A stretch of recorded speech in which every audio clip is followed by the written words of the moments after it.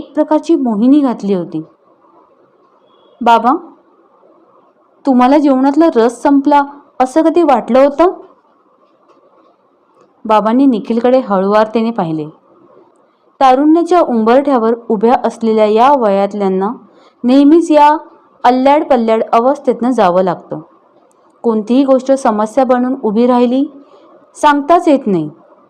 कारण या वयात इतक्या नवीन गोष्टी सामोऱ्या येतात, इतक्या नवीन भावभावनांशी ओळख व्हायला लागतं की ते पेलणंही कधी कधी अवघड होऊन असतं. मग त्यातून सामोरं येतं ते फ्रस्ट्रेशन. योग्य वेळी समजवायला कोणी मिळालं नाही तर आयुष्य भरकटत जातं. व्यसन, कुमार्ग, आत्महत्या अशा टोकाच्या भावनिक गोष्टीकडे ते वळतं.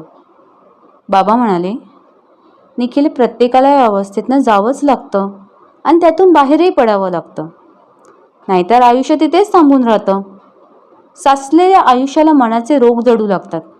त्याचे पडसाद शरीरावर उमटून शरीरही आजारी पडतं. तुम्ही आजकालची तरुण मुलं या अवस्थेत जास्त काळ राहता कारण जिवंत जीवनापेक्षा तुम्ही यांत्रिकतेवर जास्त जगता.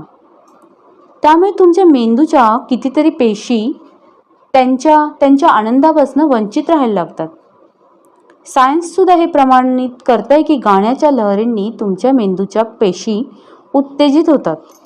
एखादे पेंटिंग पाहिले की ते पेंटिंगची रंगसंगती, लयदार रेषा, चित्रकाराचा संदेश असे मेंदूंचे वेगवेगळे भाग उत्तेजित करून जातात आणि ते पाहून तुम्हाला सांगता येत नाही असा आतला आनंद मिळतो.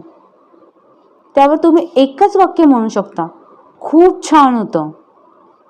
मैदानावर तुम्ही जेव्हा एखादा खेळ खेळता तेव्हा जिंकण्या हरण्याच्या भावना, जल्लोष, धुळीचे लोट, दमवणूक अशा सगळ्या अंगाने तो खेळ खेळला जातो.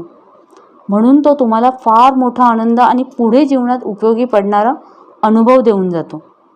त्यातून खिलाडू वृत्ती निर्माण होते. अशा माणसांमध्ये निराशा कमी प्रमाणात दिसते. या कम्प्युटर, व्हॉट्सअपच्या युगात तुम्ही पाहता सगळं, ऐकता पण खूप, पण ते सगळं यांत्रिक होतं.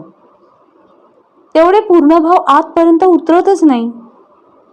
कम्प्युटरवर तुम्ही गेम खेळता पण त्यातून एखाद दोन गोष्टीच तुम्हाला मिळतात. बाकी गोष्टींपासून तुम्ही वंचित राहता. म्हणून माणसात राहा, मैफिली ऐका, चित्र प्रदर्शन पहा, निसर्गात हिंडा, कोणतीही एक कला आत्मसात करा. मग तुम्हालाही जीवन सुंदर वाटेल. आधुनिक तंत्रज्ञानाचा खूप फायदा घ्या, पण जिवंत जीवनाशी, माणसांशीच नातं तोडू नका. नाहीतर तुमच्या जीवनात फक्त फरफटच राहील आणि तुम्ही